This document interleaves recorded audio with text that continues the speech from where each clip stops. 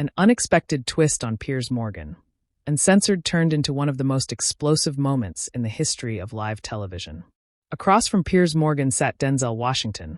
Calm, collected, dressed sharp, eyes steady. You could feel it. Something was coming.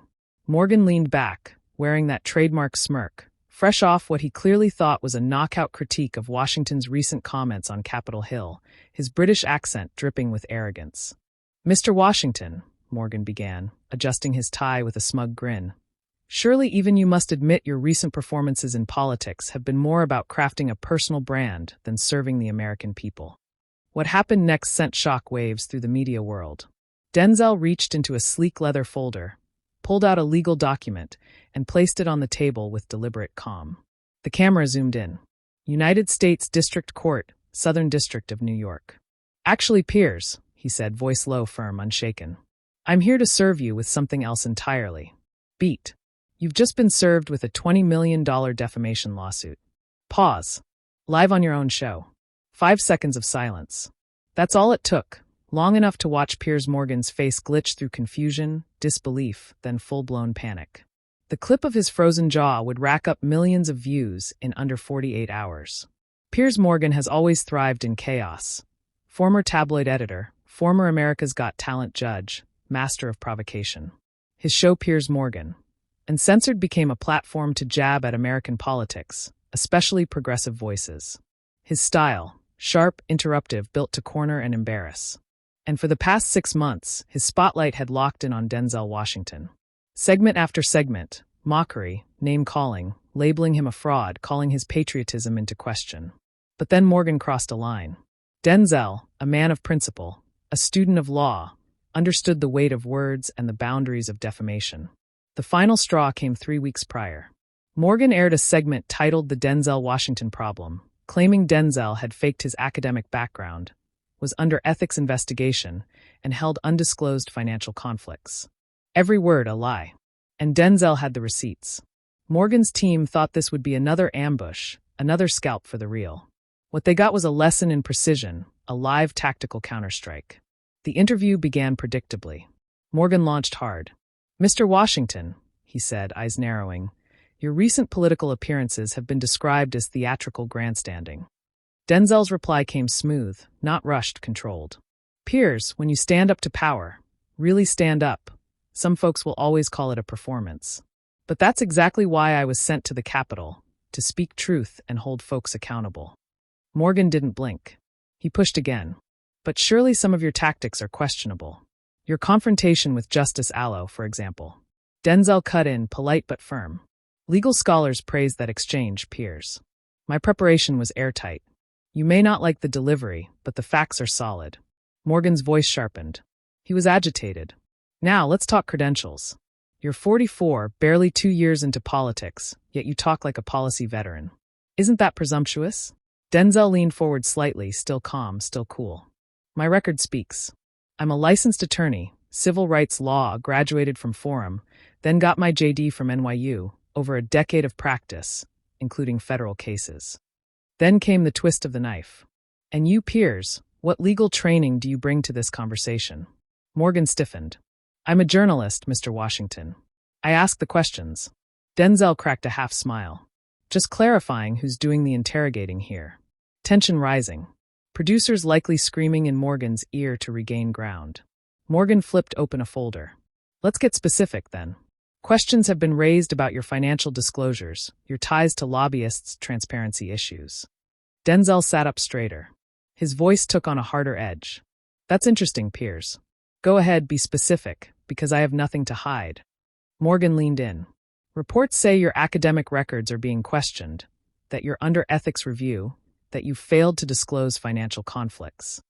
The studio went dead quiet. Those were hard claims and false. Denzel's voice dropped, the courtroom tone, the cross-examination rhythm. "Piers, you need to be very careful now. Are you stating on air that my degree is under review, that I'm under investigation, that I've hidden financial ties?" Morgan, sensing a crack, doubled down. "These are concerns raised by credible sources. The American people deserve the truth." Denzel's voice was steady, but there was weight behind it. "And these so-called credible sources, Piers, who are they exactly?" Before the showdown continued, a quiet beat for tension. Voiceover. Before we get into it, subscribe now because what's coming next, they definitely don't want you to see. Morgan waved a hand, brushing it off. I'm not going to need to reveal my sources. That's when Denzel dropped the first real blow. Piers, he said, tone dropping into cross-examination, you just made several specific false statements about me on live television. A pause. My law degree has never been questioned. I am not under investigation. I have no undisclosed financial conflicts. He leaned forward, voice like steel wrapped in silk. And more importantly, I believe you knew these statements were false. Then came the hammer. 3 weeks ago, your production team contacted my office, and my staff sent back documented proof that every single one of those claims was baseless. Something shifted. Morgan's posture faltered. Mr. Washington, I stand by my reporting, he muttered. Denzel didn't blink. Your reporting, he repeated, cutting in sharp. Piers, you haven't reported a thing. You've echoed lies without verifying a single fact. You've ignored the evidence, and now you're standing here doubling down on garbage you know isn't true. The air changed. The tension thickened. Morgan tried to wrest control. Now hold on just a minute. Denzel raised his voice for the first time. It wasn't yelling. It was righteous fire. No, you hold on, Piers. Beat. For months, you've made false statements about me. You've questioned my qualifications, my integrity, my honesty. Without a shred of factual basis. He reached into his briefcase again, deliberate, calm. You want to talk about accountability? He pulled out a folder, thick and ready. Let's talk about yours. Morgan looked rattled. Mr. Washington, I think you're being a little oversensitive. This is legitimate journalism. Denzel turned toward the camera now, his voice commanding the room. Legitimate journalism means facts. It means checking sources, giving people the chance to respond.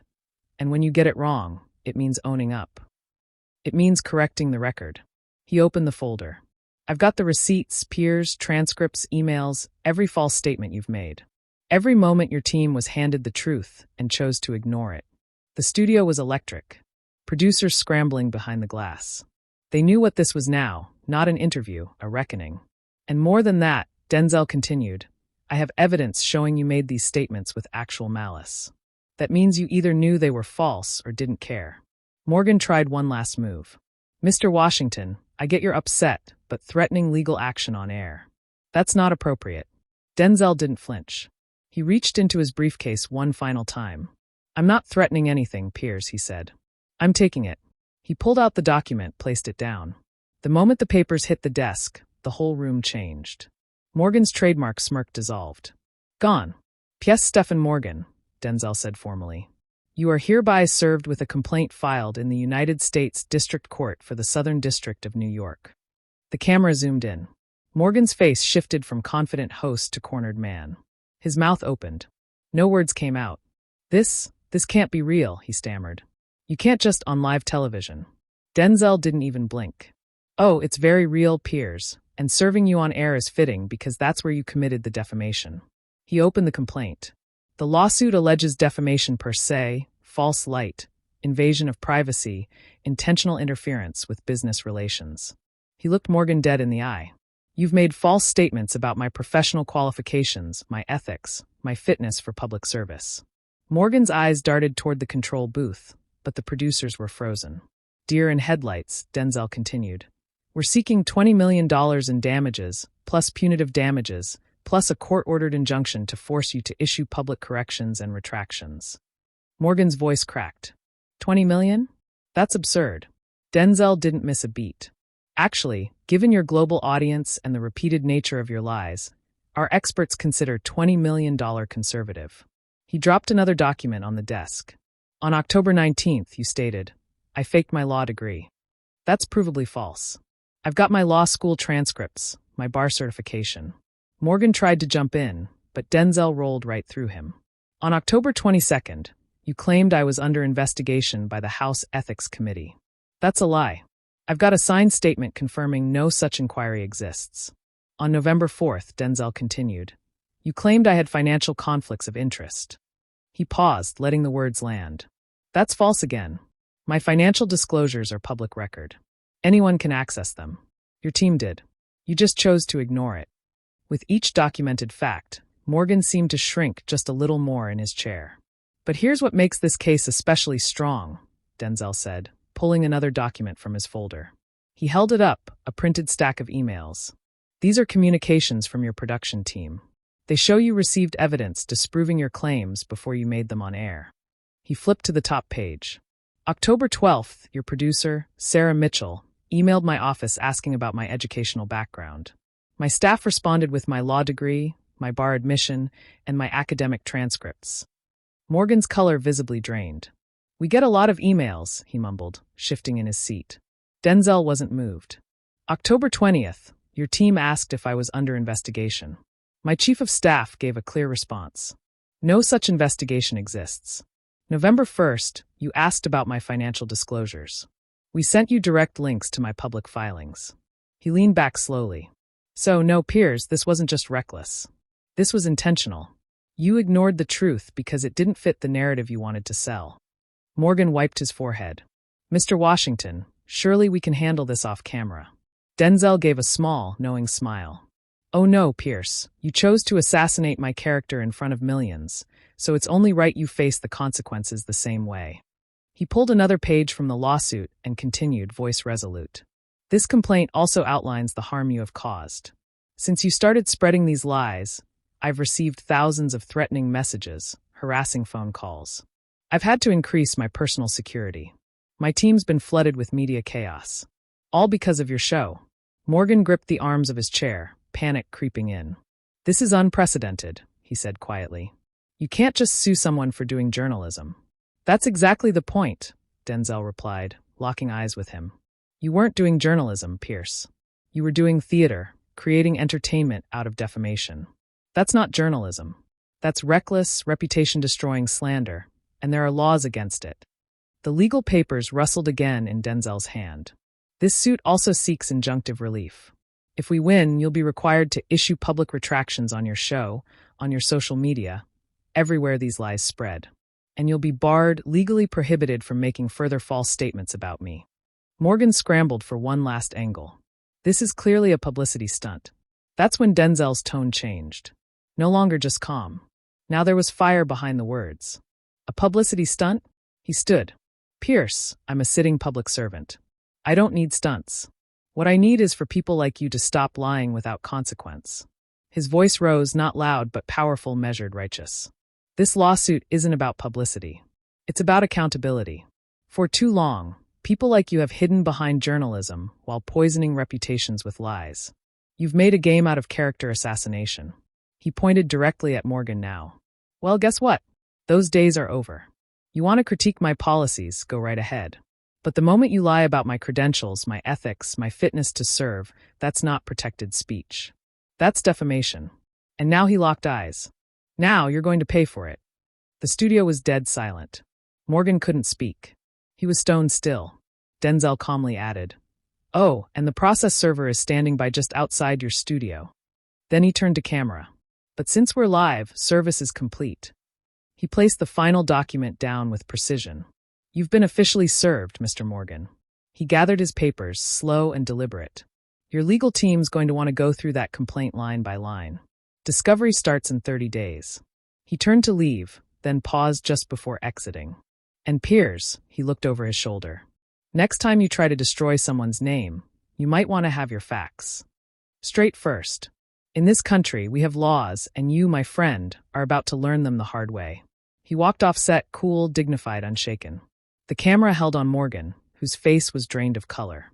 The once confident provocator, now frozen, exposed. 10 long seconds passed before he finally stammered. We'll be right back after the break. The damage was done. Within minutes, clips of Denzel calmly serving Piers Morgan on live television were everywhere. Millions of views, trending worldwide. One Harvard law professor posted, "This is how you handle media defamation in the digital age. Preparation, precision, public accountability." Even in Britain, where Morgan had long been a media darling, headlines turned. The Guardian ran a brutal editorial. The Times of London wrote, "Morgan's downfall is a case study in everything broken about today's media culture." Meanwhile, legal experts from across the globe began dissecting the Washington versus Morgan lawsuit as a watershed moment. Oxford University's Reuters Institute even announced a full research study. But the fallout wasn't just academic. It was financial. Talk TV's stock plummeted 14% after hours. Major advertisers froze or backed out. Morgan's personal brand in freefall.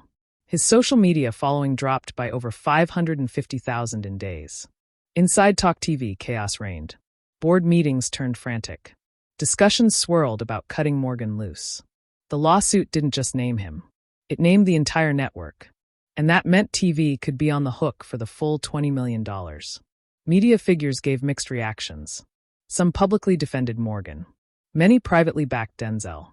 As for Denzel, the response was thunderous. His office received over 100,000 messages of support. Americans, from law students to veterans, saw something in that calm confrontation. It wasn't just about ego. It was about principle. 3 months later, Morgan's legal team filed a motion to dismiss, claiming everything he said was just opinion. But Denzel's team wasn't playing games. They filed a fierce rebuttal and included audio recordings from inside Morgan's own production meetings. In one clip, Morgan was heard saying, "Yeah, that claim probably isn't true, but it'll make good TV." And it got worse. During discovery, it came out that Talk TV execs knew many of the claims were false, and still they ran with them. Why? For ratings. That revelation sparked a wave of lawsuits and government inquiries. Not just in the US, but in the UK too. The ripple effect was global. Public opinion shifted hard. A poll 6 months after the broadcast showed 72% of people supported legal action against media personalities who spread falsehoods. A cultural reckoning had begun. This one case changed the rules. Public figures stopped brushing off lies from media bullies. Now they fought back, with truth, with evidence, with the law. Piers Morgan? He lost his show. He lost his credibility. He lost the very platform he once used to tear others down.